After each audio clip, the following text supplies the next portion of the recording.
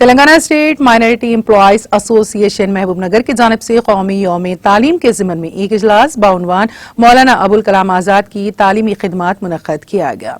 इस मौके पर सरकारी मुलाजिमीन और नीट में कामयाबी हासिल करते हुए सरकारी मेडिकल कॉलेज में MBBS में नशीस्त हासिल करने वाले तलबा और दीगर शुबेजात में जिन शख्सियात ने नुमाया किरदार अदा किया है, जिसमें से बहुत बैतुल खैर फाउंडेशन के जिम्मेदारन को भी शॉल पोशी और गुल पोशी के अलावा तौसीफी सनद और मोमेंटो पेश किया गया।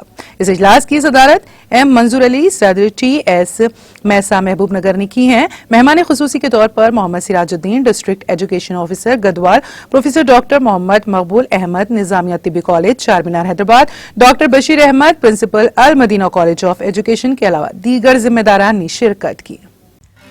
नाज़रीन, हमारे TTV न्यूज को सब्सक्राइब करें, बेल आइकॉन को प्रेस करें, शेयर करें और लाइक करना ना भूलें। और किसी भी एडवर्टाइजमेंट के लिए हमारे इस नंबर पर कांटेक्ट करें। हमारा नंबर है 9550102020 पर।